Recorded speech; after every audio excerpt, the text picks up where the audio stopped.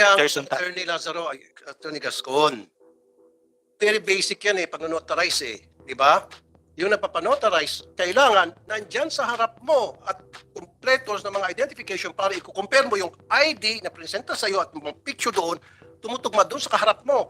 Now, kung wala doon, yung dalawa, hindi nag-appear sa'yo, then dapat tinanggal mo itong pangalan ng dalawa.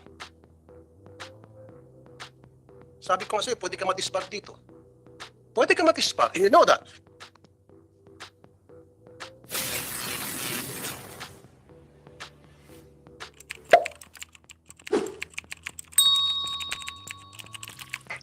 Mr. Chair, Senator Jingo Estrada, my esteemed colleagues, Senator Chis Escudero, members of labor sector, guests, good morning. I speak to you today to address a matter of grave concern. The often non-implementation and delayed enforcement of decisions in labor disputes. This is a serious injustice that has plagued our labor system for far too long, and it is time for us to take a decisive action to address it. The case of these workers is a glaring example of this problem. After years of struggle, these workers finally secured a landmark Supreme Court decision affirming their win. However, despite the finality of this decision, the opposing party has refused to comply, leaving these workers and their families in limbo. This is not an isolated incident. There are countless other cases of labor victories that have been rendered meaningless by the failure of management to comply with judicial decisions. Ika nga nila, marami dito ay nagiging paper victories lamang. This is a clear violation of the rights of workers, and it undermines the very foundation of our labor system. During the budget hearings, I have already raised this problem to the Department of Labor and Employment, or DOLE, and the National Labor Relations Commission, or NLRC. Ang ating napag-alaman na maraming pinag-ugatan ng problema na ito. Isa na dito ang kakulangan ng sistema natin sa effective enforcement mechanism para sa mga desisyong na panalunan na ng ating mga manggagawa. Ito ay isa sa mga importanteng bagay na kailangan bigyan ng malaking pansin ng DOLE at NLRC. In addition to strengthening enforcement mechanism, we also need to address the underlying causes of this problem. This includes promoting a culture of respect for labor rights among employers, educating workers about their rights, and improving the efficiency of our labor justice system. The timely enforcement of decisions in labor disputes is not just a matter of fairness and justice. It is also a matter of economic necessity. When workers are denied what is rightfully theirs, it is not only harms their individual lives, but also weakens the Philippine economy as a whole. I urge my colleagues in the Senate to join me in taking action to address this critical issue. We must work together to ensure that the rights of workers are protected and that decisions, especially in labor disputes, are enforced in a timely and effective manner. Mr. Chair, kaya po tayo nandito at itong mga nabanggit ko sa aking opening statement ay sapagkat meron pong ginawang injustice dito ang DMCI para sa mga manggagawang nanalo na ng kaso sa Supreme Court. Andito ba si Atty. Basilio Lazaro? No, Lazaro ang apelyido mo. Bakit talagang Gasco? Aso sa mabilis lang. Pwedeng palitan mo, Lazaro, kasi yung patay kaya mo na buhayin. And I'll explain to you bakit. Yung patay kaya itong buhayin, Mr. Chair. Kaya nga dapat Lazaro ang apelyido mo. I'll tell you why later. Go ahead. Thank you, Mr. Chair. Thank you, Senator Tulfo. Senator Chis. I'm not the author, Mr. Chair, but just some clarifications before we begin, perhaps for the next hearing and for this hearing as well. You mentioned Attorney Gascon.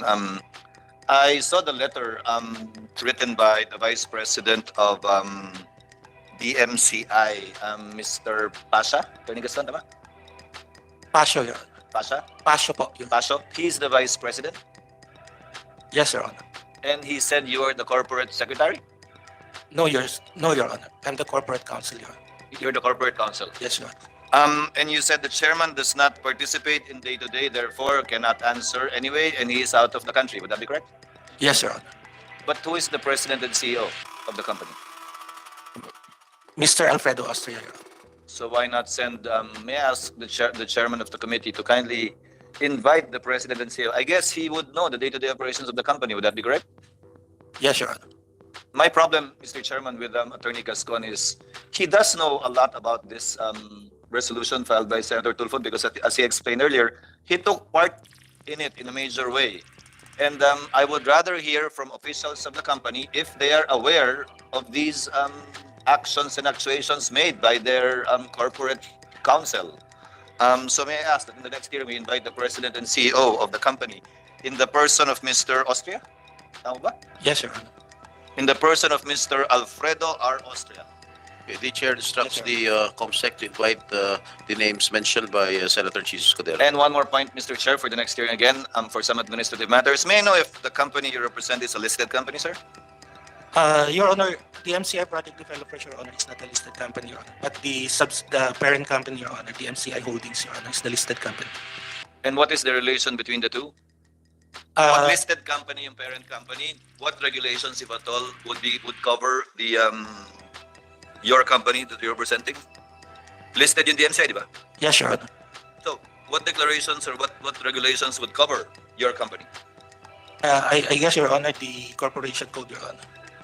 No, in relation to the Philippine Stock Exchange, since it's a listed company. Yes, Your Honor. It's the one, the MCI Holdings, Your Honor, the one who is filing the annual or the general information sheet and the reportorial requirements of the CO, the SEC, Your Honor, and the PSE. And this company you're representing is wholly owned by the MCI. Yes, Your Honor. So it's part of what they're reporting to PSE. Yes, Your Honor. That be correct? Yes, Your Honor. May I ask also, Mr. Chairman, that we invite the PSE in the next hearing because some disclosures would be necessary in relation to these actions to the exchange as well. And one last point, Mr. Chairman, again for some administrative matters. May I ask if the subject property covered by the new TCT 12619 under the name of DMCI already has been developed by DMCI? Portion, Your Honor. Portion of the subject property dinevelop nyo na? Yes, Your Honor. In spite the pendency of various cases that you yourself initiated. Yes, Your Honor. May I ask also, Mr. Chairman, that we invite the HLURB or any appropriate housing agency as to how it came about that permits were granted to DMCI to begin construction and presumably selling units already when the subject property is the subject matter of litigation. Thank you, Mr. Chairman. Again, the chair instructs the committee secretary to invite all those mentioned by Senator Jesus Codero. To our resource persons, anyone who wants to have an opening statement, we can accommodate. Yes, the chairperson of the NLRC, Ms. Grace Manikistan.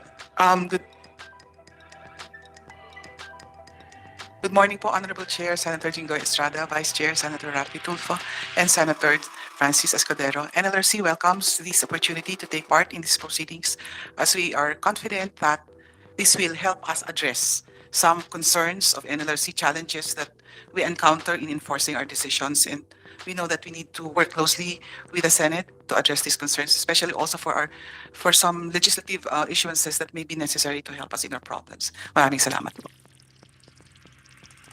Anybody else? Okay, since nobody wishes to have their opening statement, we can start now. Senator Tulfo?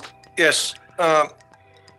Attorney Lazaro, excuse me, Attorney Gascon, meron kang binuhay na patay. Why did you do that? Before that, Senator Tulfo, maybe we can have an oath. Yeah, put him under oath. Take their oath. Except the NLRC. Except the NLRC. And councils. Can we ask everyone to take except NLRC and probably Sergeant MD and Dole? Hindi na. Hindi na. Sila. Mga abogado. Okay. So, please raise your right hand. Do you swear to tell the truth, the whole truth, and nothing but the truth before this committee investigation of the Committee on Labor and Employment? Please take your seat. Senator Tulfo, you may now proceed. Attorney Gascon, politiko yung tanong ko, yung patay, kaya mong buhayin, although not literally, figuratively. Paano mo nagawa yun at bakit mo ginawa? Your Honor, I didn't do anything that resurrecting any dead, Your Honor. You did not. Yes, Your Honor. I have here a copy of the release and quit claim, which was notarized by you, dated June 29, 2009. Right? Yes, Your Honor. Okay. Ikaw nag-authorize nito. Yes, sir. Right. Do you have a copy? Get a copy. Maluwang pa yung kulungan pa din sa baba. Meron pa bang bakante? Wala. Marami pa. Anong tawag niya pag kinukontempt? Yes, I have, Your Honor. I have a copy. You have. Lifiel ay Marikit. Yan. Isa sa mga pumirma sa release and quit claim na kung saan inauthorize mo. Yes, Your Honor. Si Marikit ay patay na. Nung time na pumirma siya rito. I have no knowledge, Your Honor, during the time that he was dead or he was already dead, Your You Honor. have no knowledge. Paano ka ba nag-authorize? Ano yung proseso ng authorize? Of course, Your Honor, you have to verify the the identities of the And how do you verify the by identity? showing their IDs, Your Honor. No, didn't they appear to you personally? These Or you two, don't know. these two persons, Your Honor, did not appear to me personally. Well then, yun yung problema. Kasi yan ang pinaka number one requirement na pag merong isang tao nagpapanotarize sa iyo, he or she should be present in front of you and verify his or her identification. Compare that identification pictures and all doon sa kaharap mo. That's correct, Your Honor. And you did not do that. I put it in my notes, Your Honor, in my notarial book, Your Honor. No.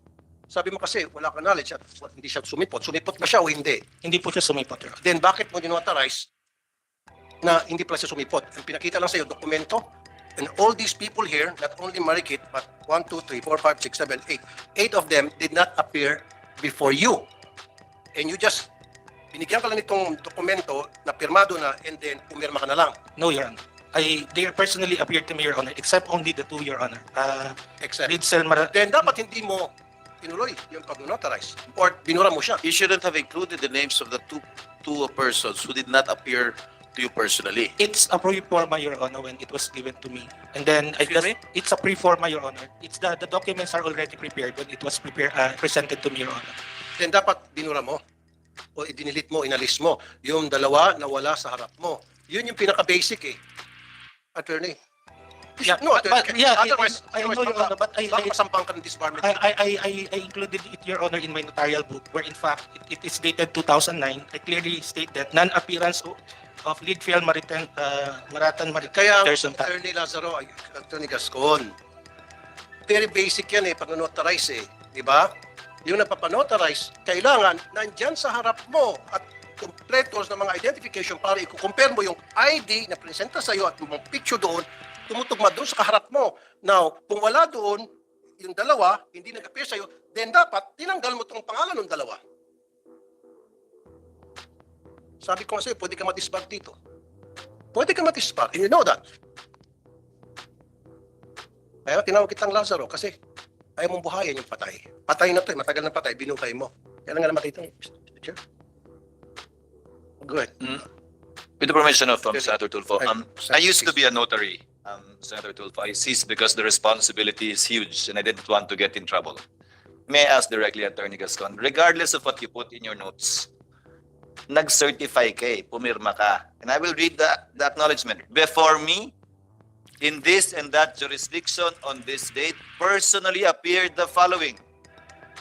Diba? Who presented to me the following IDs and who acknowledged to me that this document consisting of X pages entitled blah is of their free and voluntary act indeed. But the beginning of any acknowledgement is always before me, personally appeared. Regardless of what you put in your notes, they did not personally appear. They could not because they already passed, as Senator Tulfo pointed out. Your Honor, there is an acknowledgement part of the agreement, Your Honor, where in fact, in that acknowledgement, I clearly stated that only all those who appeared to me are present. Where in fact, I put it in the last part that please see ID, and all the IDs that only appeared to me are the one who were attached in there, Your Honor. So that's why I maintain that these two persons, when they came to me, because there are so many of them, Your Honor, I think there are 6 of them, and the 2 of them are not present. And then I clearly put it in the last page that please see ID of only those persons who appeared to me, Your Honor. Sang batas nakalagay yan, attorney? Sorry, I'm not familiar. I also took my oath as a notary. Well, I'm not familiar unless may bagong pinasa ang Korte Suprema na exemption yon sa before me personally appeared. that you can put in your notes that two did not and refer to their IDs? May I know the legal basis, if any, so that I may be educated as well? I just base, Your Honor, on the rules notarial practice that person who appears to you, or you could notarize it only on the persons who appear to you, Your Honor. Those who acknowledge to you that they signed the documents, that is only my basis, Your Honor. So in good faith, Your Honor, when they appeared to me, I clearly stated not only in the acknowledgement portion that these only the persons that appeared to me, but I also put it in my notarial book that these are all the persons that appeared to me, and these two persons did not appear to me, Your Honor. So you're not attesting to the fact that they signed that document, those two persons? Yes, Your Honor.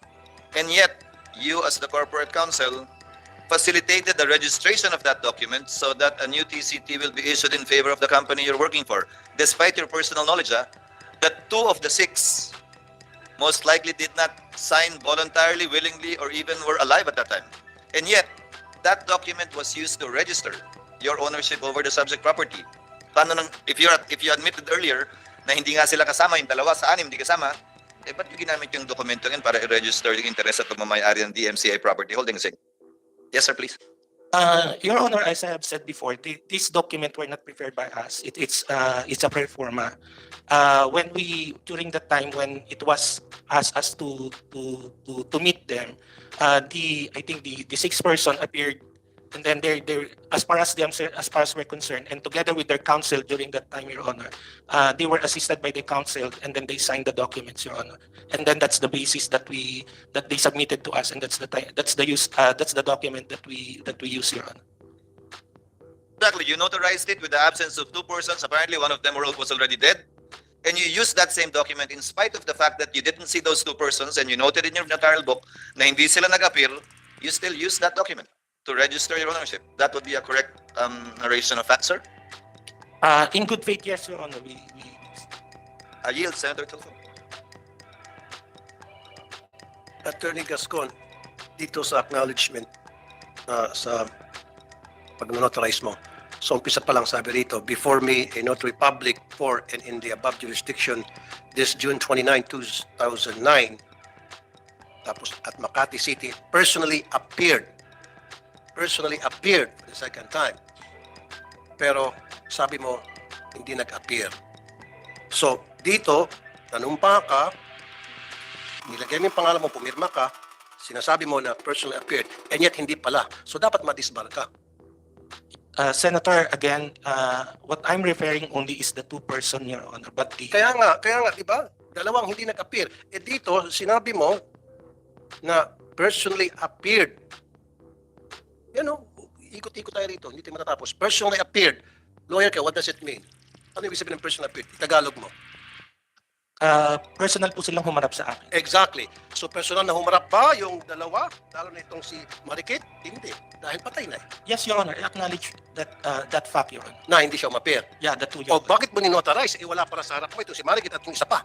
Sana hindi mo ninotarize. Sana pinatanggal mo yung pangalan o pinaulit mo. Sabi mo, baguhin nyo yan, tanggalin nyo yung dalawang wala rito. Next time, pag nagpresenta kayo ng dokumento, paharap nyo lahat with all the IDs. Again, Your Honor, in good faith during that time, I just based on the notarial rule that you could not notarize a document to the extent of the person that you only to the extent of the person who appeared to you, Your Honor. Sorry, attorney. Ano ka, tanga o nagtatanga-tangahan? Then you know that na pwede ka ma-disbar because of this. You know that, right? Yes, Your Honor. Oh, dahil lang sa isang pirma o dalawang pirma, madidisbar ka, napakababaw na disbarment case yan. Because of two signatures, madidisbar ang isang attorney, Basilio D. Gascon Jr. And you know that. Right? Okay, and you keep saying, in good faith. Ando na tayo, maybe in good faith. Pero yung in good faith na reason na binibigay mo, it just shows na talagang meron kang ginawang glaring violation. Kahit na baliktad-baliktad natin. Sa kanong kadahilanan, alam mo na yon. You and me know the reason. Right, Mr. Chair? Right, maybe you can hear first from the complainants of the case, or the counsels of the complainants here. Yes, Attorney Capuno. Good morning po, Your Honor. You are Mr. Magandang Lupueno? umaga po sa atin lahat. Yes. You, Isa po ako sa one of the mga laborers concerned? kasama sa kaso ng DMCI, itong kasong ito. Nangyari po ito noong nagsimula po kami ng kaso noong September 1996. Hanggang ngayon po ay hindi namin nakakamtan yung dapat namin makamtan, sapagkat marami pong balakid ang nakapaloob dito. Unang-una po, ito pong release and quit claim. Tapos ito pong deed of sale. Dahil po dito, kami po ay pinapirma nung aming katiwala sa... Pero sandali lang po. Si Attorney Capuna, you are the counsel of the... Yes, Your Honor.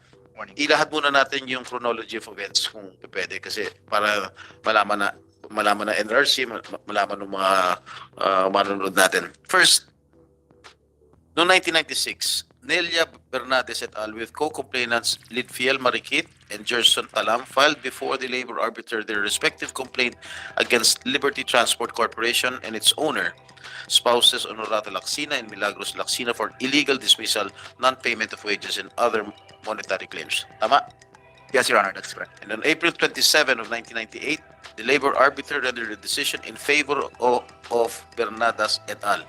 Correct? That is correct, Your Honor. On February 29 of 2000, on appeal, the NLRC affirmed the labor arbiter's decision. That is correct, Your Honor. On September 16 of the same year, according to Bernadas et al., Talam already settled his claim with spouses Lacsina by receiving 30,000 pesos and a bus. That is correct, Your Honor. And on March 15, 2006, 6 years after, a notice of levy was annotated on TCT 25491 stating that the corresponding share of Honorato Lacsina in the subject property was levied.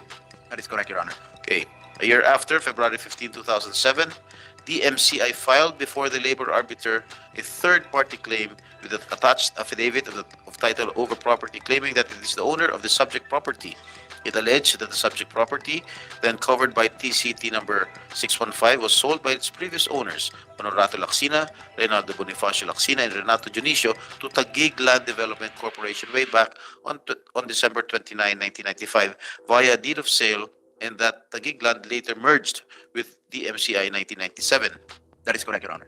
In October 18 of the same year, the labor arbiter denied the third-party claim of DMCI.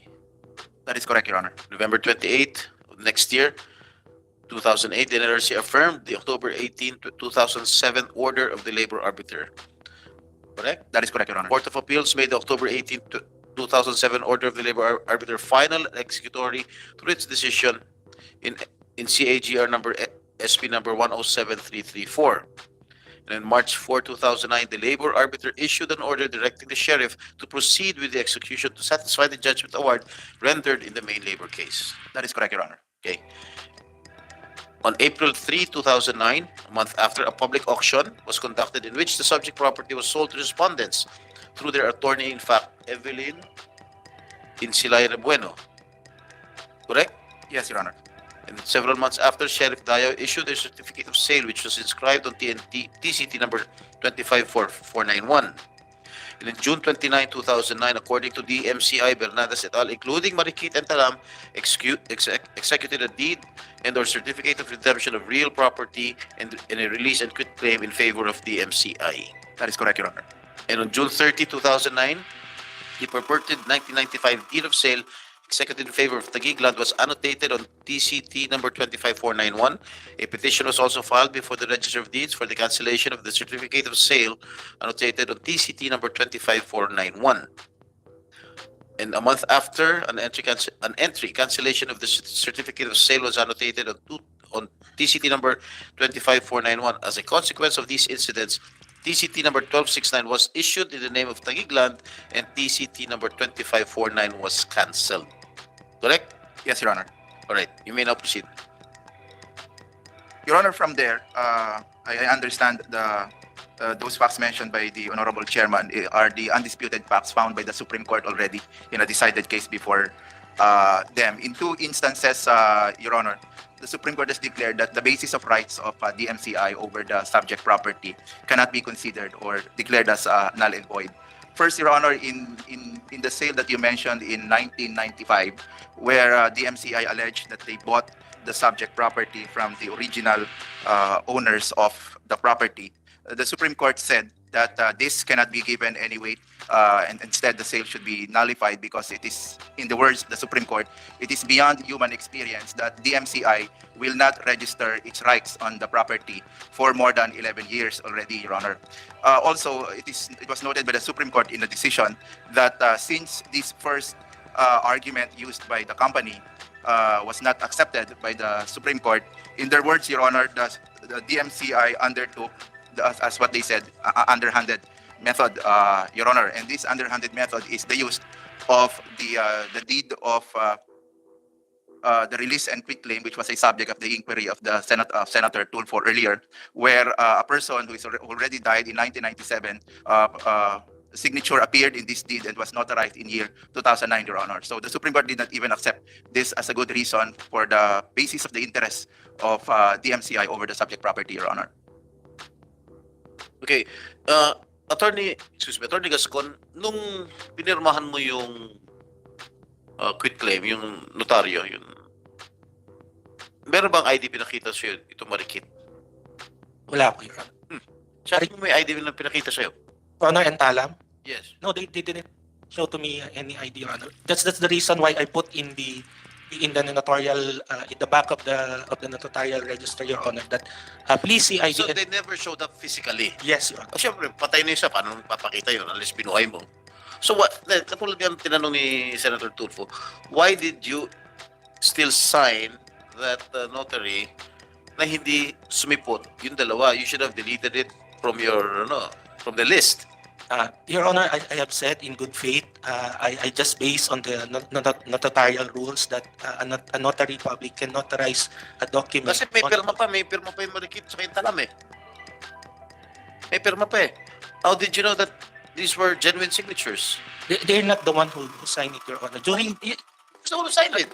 Your Honor, can I explain? Patay na eh. Yan. During the time, Your Honor, it's way back in 2008. As far as I can remember, the one who signed that is one of their correspondent. And then Did you allow yourself to sign your notary na alam mo na hindi yung taong pumirma, iba pumirma doon during sa the pangalan? time, Your Honor, I really object to that. But since Oh, why did you sign if you objected to it? Why did you sign it if you objected to it right away? Your Honor, I have said that what you said, I only allowed that. You did it in good faith. How did you do it in good faith when in fact you knew earlier that that was not the signature of Marikit, and you knew, ikaw lang nagsabi ngayon na iba ang pumirma doon? Yes, Your Honor, because Your Honor, during that time, as I have remembered, together with their counsel, they said that these two persons are not already important to the case, and during that time they are already in rush of in settling the case, and then that's why, Your Honor, in good faith, I only acknowledge all those persons who personally appeared to me, Your Honor, and that is Nelia Bernadas, Lilio Rebueno, and all the other co-defendants, Your Honor. You know what? I do not want to berate you any further. No? You just mentioned earlier that these were not the signatures of these two persons. Itong si Marikit, tsaka itong si Talam. Abogado ka, Attorney Gascon. Dapat tinanggal mo na. If these two are irrelevant to the cases, you should have deleted it. Oh, irrelevant na pala yan. Wala, kung pag irrelevant, wala nang bilang. Di ba? Tama. Dapat tinanggal mo na. Sir Tulfo, your Quickly lang, Mr. Chair. Alam mo na wala siya doon. Acknowledge mo. Yun yung isang pagkakamali mo. Dinugtungan mo pa na isang pagkakamali. Alam mo na yung signature dyan ay hindi siya ang pumirma, meaning si Marikit. You acknowledge that it is not her signature and somebody forged her signature, and you allow that to happen by affirming your signature here. Dito sa quit claim na ito, dalawa ang pagkakamali mo, and you're still gonna use that word, I do it in good faith. that reason will not be accepted by the Supreme Court if a case of disbarment will be found against you. Kaya nga, magikero ka. Kaya sabi kanina, pagbiro, na dapat ang pilido mo, Lazaro. Yung patay, nabubuhay sa'yo. Now you acknowledge na talagang sobrang malaking pagkakamaling ginawa mo. And why was that?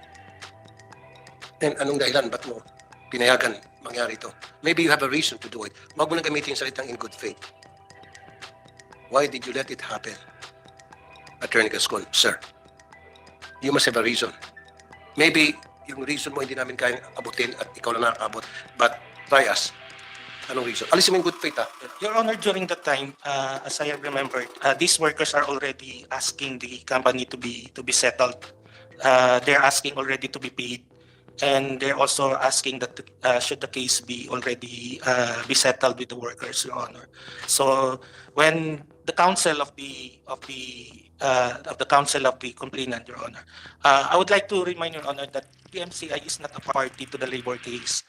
We were just included in that. Kumbaga, Your Honor, nadamay lang ho yung DMCI because yun na nga po, as mentioned earlier, that during that time, it is the one who is the Laksina who has the labor case with the workers. And then I think the case during that time was already dragging for too long with the Laksina. And then the council during that time personally appeared to the management asking that, imploring that they could be paid already. So in good faith, as the management, of course, the management during that time is hesitant to pay because, as we have said, these are not the workers of the MCI, Your Honor. But in order to settle everything and to have the peaceful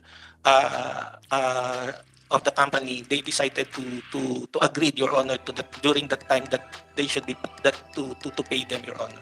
Sabi mo walang kinalaman DMCI, but DMCI bought the property of the employer that has a labor case. During that time, Your Honor, Paano yung DMCI? Because binili ng DMCI yung property. At ngayon pinatayo ng subdivision. the property, Your Honor, the land is owned by the three brothers, the three siblings, Your Honor, Honorato Laksina, the other two, Your Honor.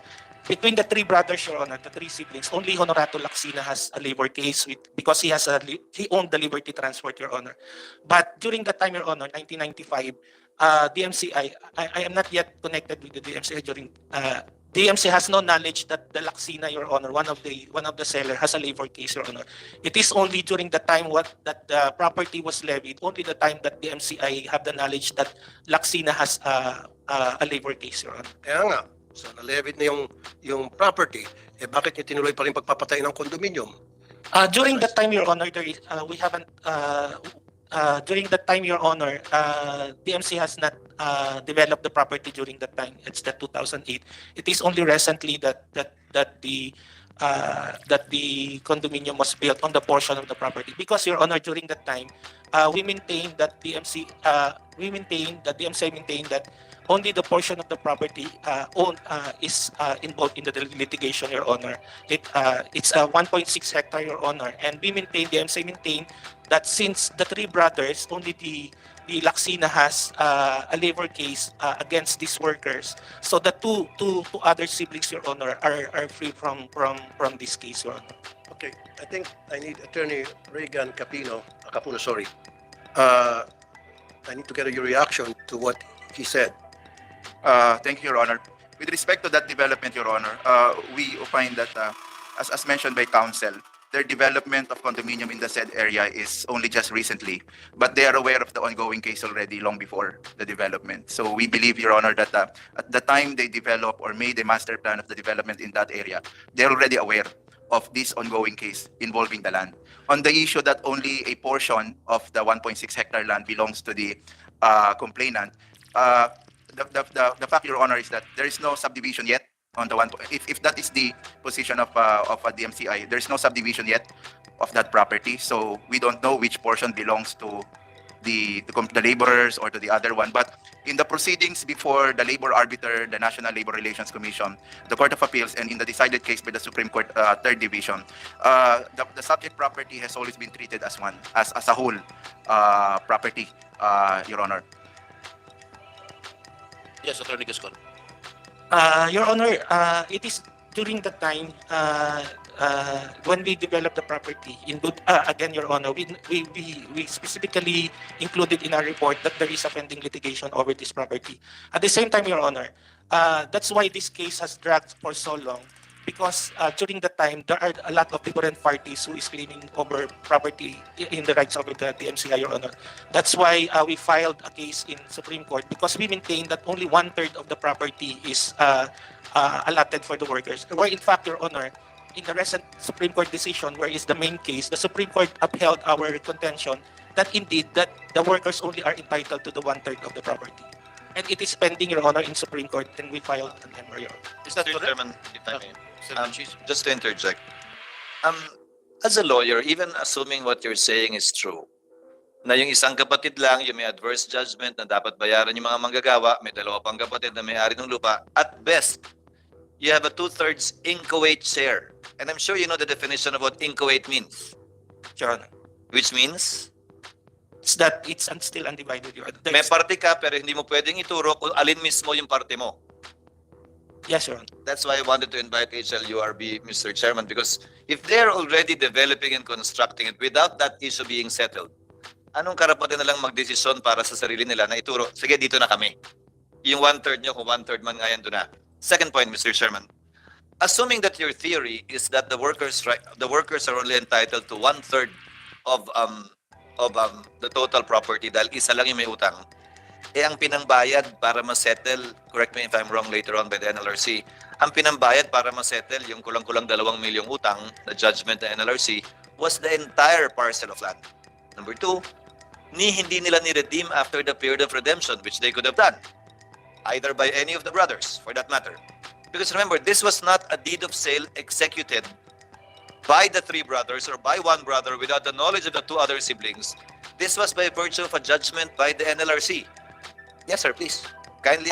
Your Honor, in the proceedings of the NLRC, if you will going to review, I think the NLRC levied the award is only portion of the property, but the sheriff levied the whole property, Your Honor. There is a notice in the sheriff sale, if you will notice in the notice of sheriff sale, that they only the subject of the sale is only 2/3, but the sheriff during the time, Your Honor, they levied the whole property, Your Honor.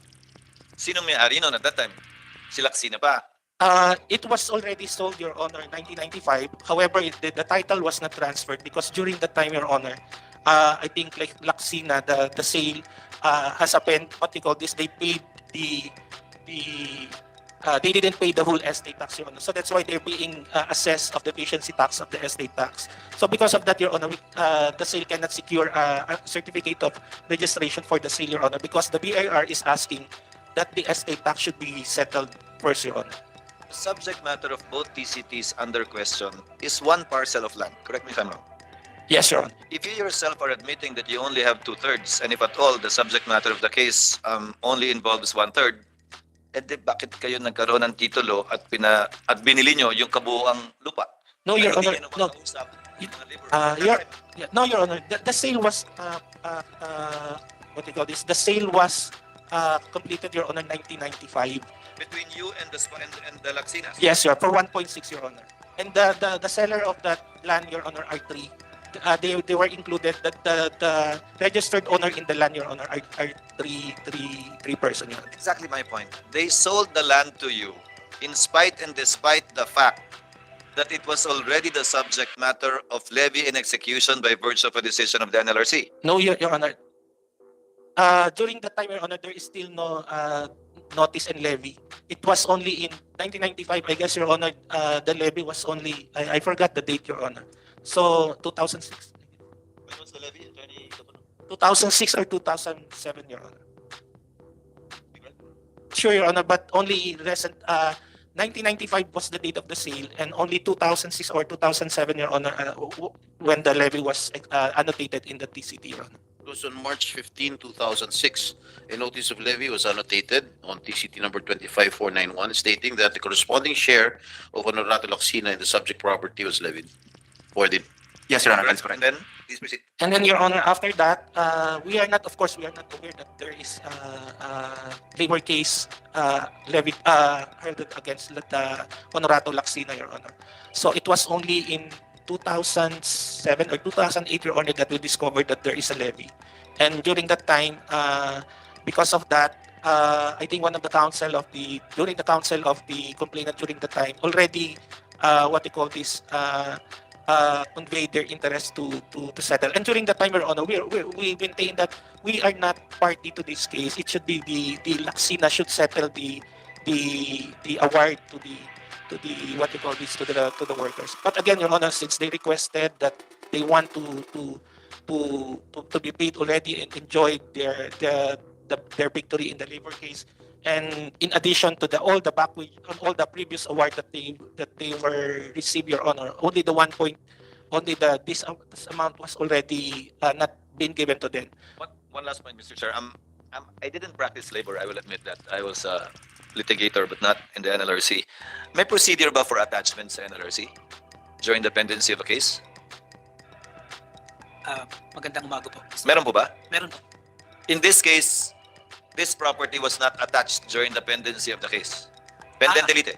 Wala pong ganun. Pag Wala ganun? nagkaroon lang po ng finality, saka pa lang po maaaring magkaroon ng execution on that. Execution yun. But attachment, pendentility. Wala pong attachment sa inyo. No, walang ginawa dito o walang poder ang NLRC to attach. Wala po kaming power mag-attach. That is perhaps, Mr.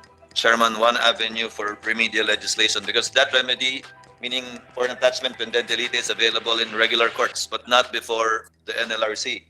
Meaning to say, habang pending yung kaso, para mabayaran ka, i-attach mo at i-annotate sa likod ng titulo yung pendency of the case so that buyers such as the MCI will be put on notice that there is such a pending case and that they should be aware and beware that the outcome of the case has not yet been settled. Thank you, sir. That would be all. Mr. Chair, kung maaari pa pong magdagdag, magandang umaga po mulit sa inyo at sa lahat ng mga nandito ngayon. Siguro po sa kasong ito nakikita, number one po, hindi po namin alam na mayroon pong particular na kaso. Are you familiar with the case? Hindi. Medyo ngayon lang po namin na nababasa na po. Wala pa kayo sa NLRC na nung Wala pa po. wala pa. Wala pa po. Anyway po, yung tungkol po rin sa concern po rin sa, ito po ay isang pruweba kung gaano po kahirap ang execution sa NLRC. Kung mapapansin po natin dito sa kaso pong ito, nagsimula ang kaso ng 1995, natapos po siya ng 2000. Pero po, siguro po in the meantime, wala pong makitang ari-arian ng may-ari ng respondent. Sila Lacsina po rito. Kaya po kinailangan ng sheriff namin na ang gawin ay ipa-levy yung property nung respondent. So nangyari lamang po yung levy 6 years after na po nung 2000 na decision, which is 2006 na po. Pagdating pa po ng 2006, kagaya po sa mga nangyari sa kasong ito, mayroon pong biglang mga dumarating na third-party claimant na nagsasabi na hindi na yung kung sino ang nasa titulo ang may-ari, kung hindi po ibang tao na ang may-ari. So kagaya po nito, ito po ang isa sa mga dahilan kung bakit po napakahirap po na ma-reap nung ating mga manggagawa na nanalo na sa amin yung kanilang napanalunan sa kaso. Makikita rin po natin sa kaso na ito na yun pong Register of Deeds, kahit po na nagkaroon na po ng auction sale ang NLRC at pina-annotate na po sa titulo yung auction sale ng NLRC, kung tama po yung naalala ko sa kaso based po sa discussion, para pong dinisregard ng Register of Deeds yung auction sale ng NLRC and instead, transfer pa po yung title ng diretso sa Tagigland ba or sa DMCI? So, sa Tagigland, kahit po ang finding na po ng aming arbiter sa NLRC is that bakit 1995 pa nabili, samantalang hindi pa rin po pinatransfer ang titulo. So, dinisregard niya po yung third-party claim ng DMCI at ng Tagigland, pero just the same po, hindi po in-honor ng Register of Deeds yung ginawang annotation, yung ginawang auction sale ng NLRC, ng aming sheriff dun sa titulo, at instead ay hindi pa rin po ibinigay sa mga tao yung lupa. So siguro po isa rin po ito sa maaaring matulungan ng aming ahensya para sa aming for execution purposes na yun pong Register of Deeds kung po pwedeng maitask na ituring kami na parang isang regular na korte at hindi lamang po na isang maliit na quasi-judicial agency at questionin pa ang aming ang power ng aming mga sheriff na mag-execute at yung mga ari-arian ng mga respondents ay maaari naming hilahin. Thank you for your valuable insights, and we will take that into consideration. And maybe in the near future, we will craft a law, maybe with the assistance of the members of the NLRC. Maybe sa next hearing, Yes, sir. Mr. Chair, invite natin yung Register of Deeds. Yes, Okay. sa next hearing. Comsec, please take note that Senator Tulfo has requested to invite the Register of Deeds of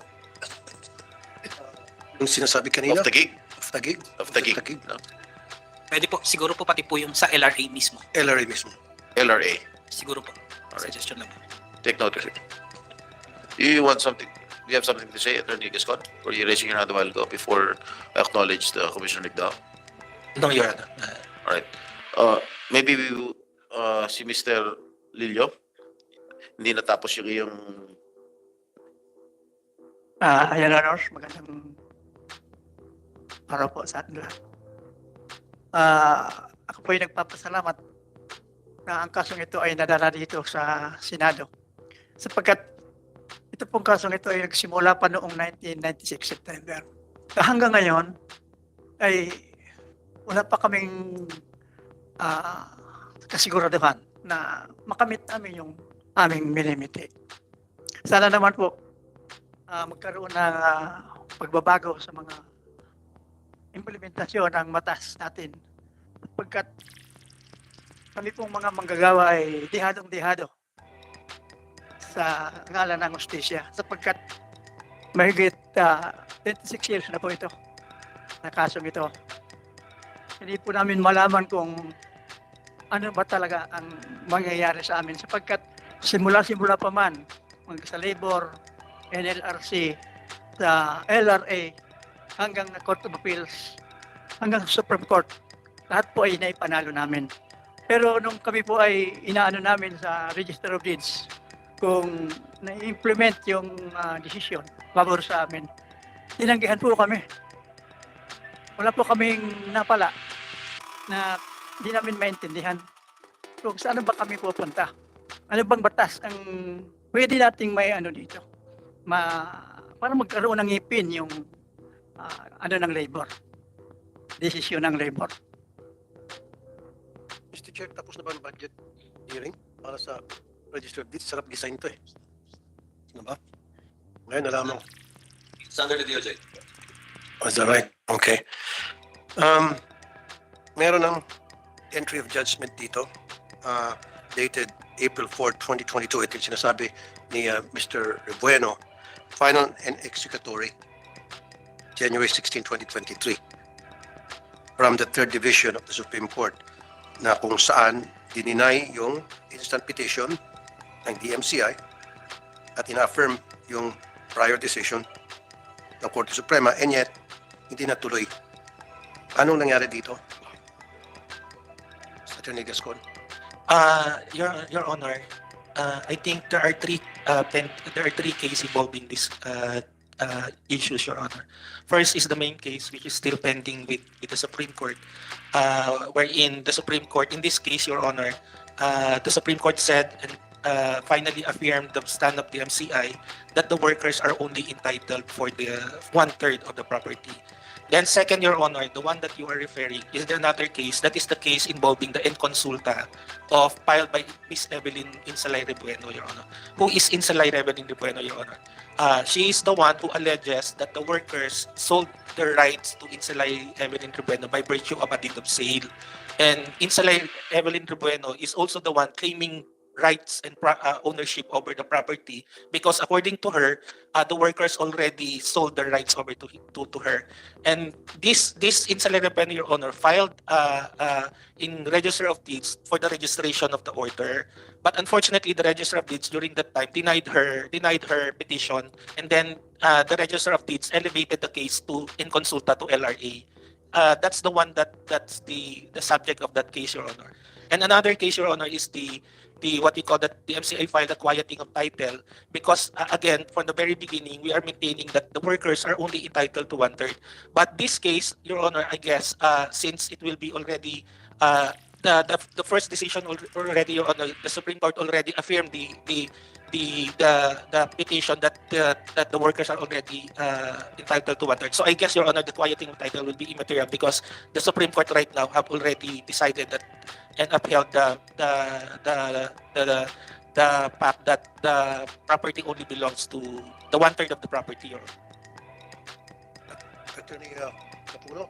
Yes, Your Honor, thank you very much. I wish to comment on that statement, Your Honor, that it has, as far as my memory will serve me right and the records of this case or cases will confirm, it was never raised in any proceeding below or lower the Supreme Court regarding the 1/3 right of the laborers, Your Honor. The issue has always been the entire property, Your Honor. If my memory serves me right, DMCI never raised that in any of their filings, in any of the cases filed before the arbiter, the NLRC, the Court of Appeals. And it was only until the Supreme Court First Division decision that the 1/3 issue came up, Your Honor. Thank you. Senator Quickly, I saw in the chronology of facts that the NLRC decision, there was an entry of judgment with respect to the NLRC decision in regard to the nullification of TCT 12619 in favor of TCT number 25491. But nakadalawang entry of judgment, sir? Oh, ma'am?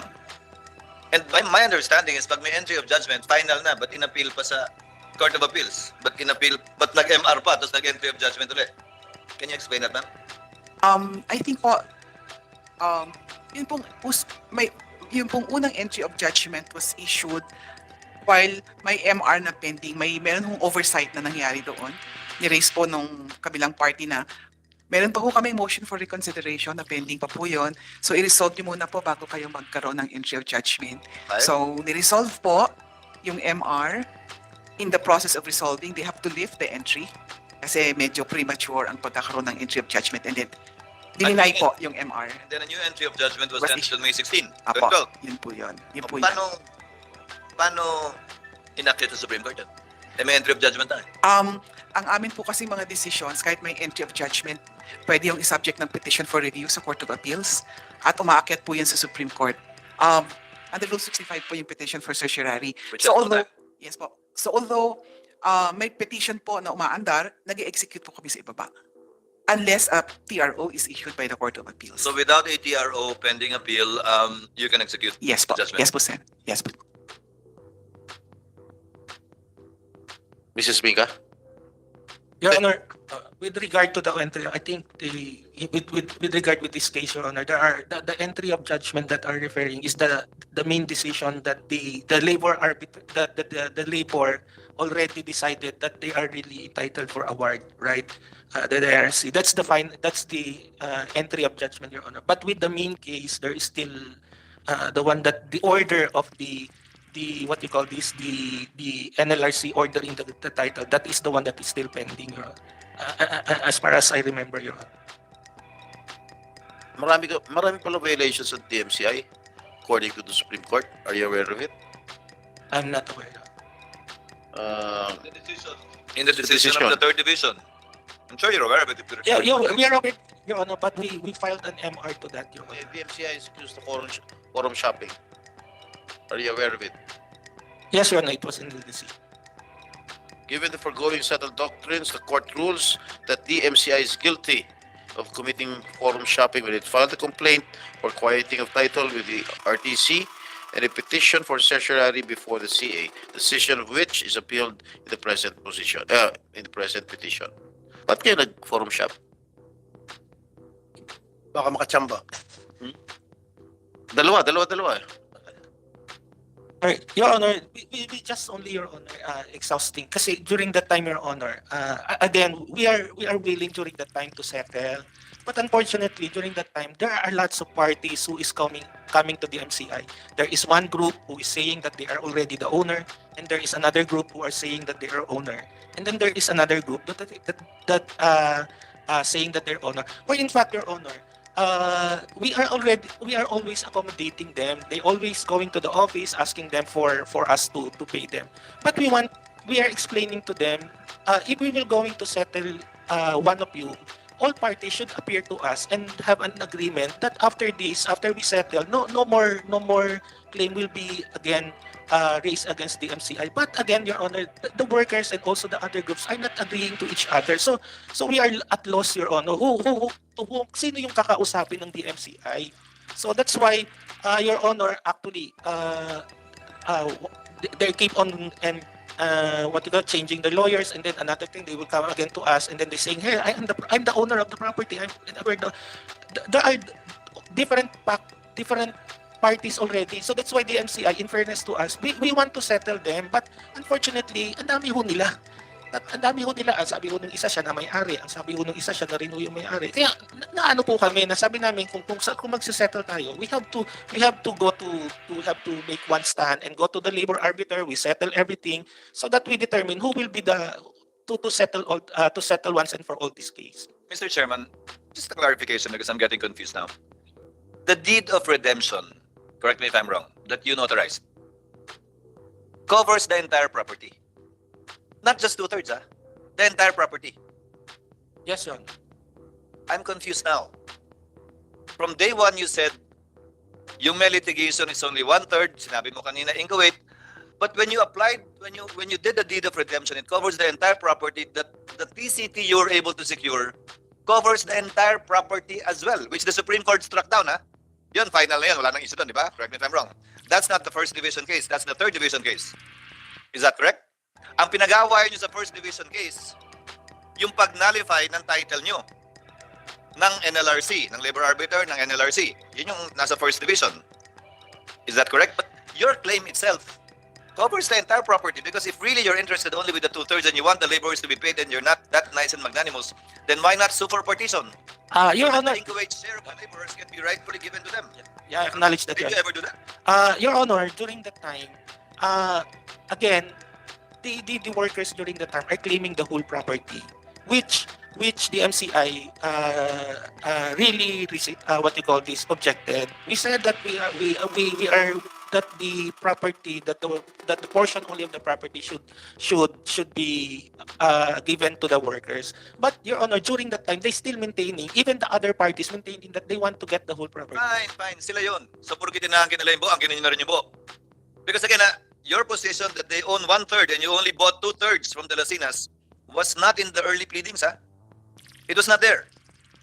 That's an afterthought. Siguro napikon na kayo, nainis na kayo sa mga workers kasi ang kulit, kine-claim yung buo, 1/3 lang naman dapat yung kanila, dahil kami na rin.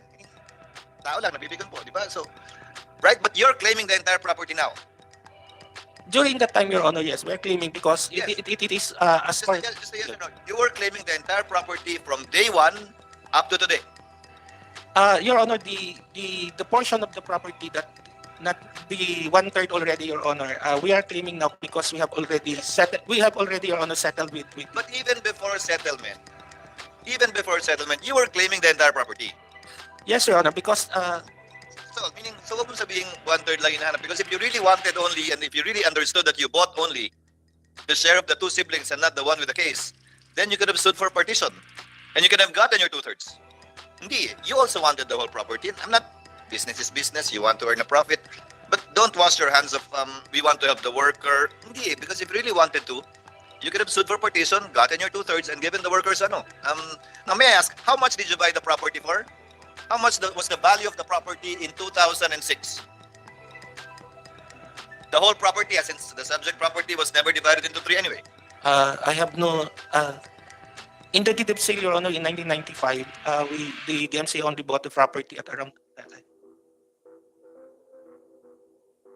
I am not. I don't remember, Your Honor. Give me a ballpark figure. I'm sure that's why you were sent here, to answer all of our questions in the absence of your chairman and president. Magkano yung binili yung property kay Lasinas? The whole property, 30 million, Your Honor. 30 million in 1995, Your Honor. When was the rescission issued?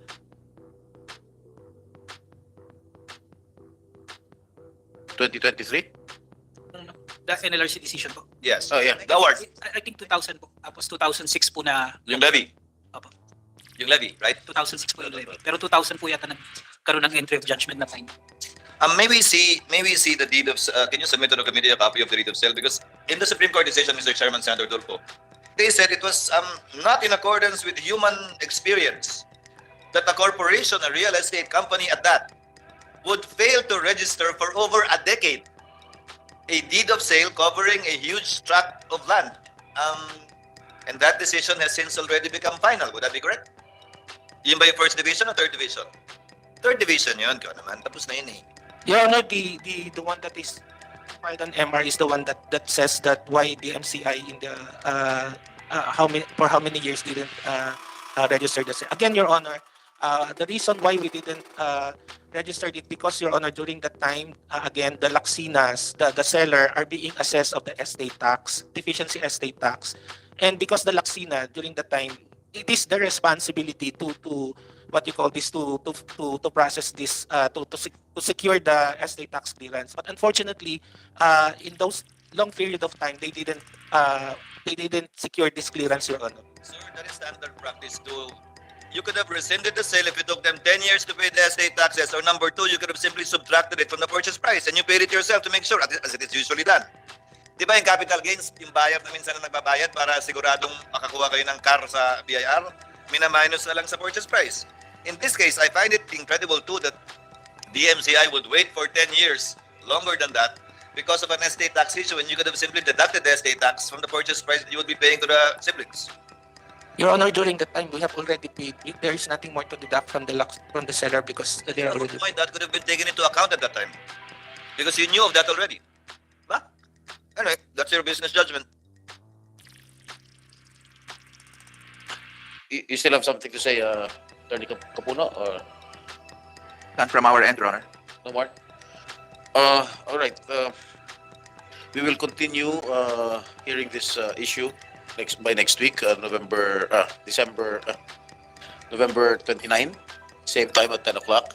And I would like to take note, I would like to again to reiterate to the committee secretary the invitation that that Senator Escudero has mentioned.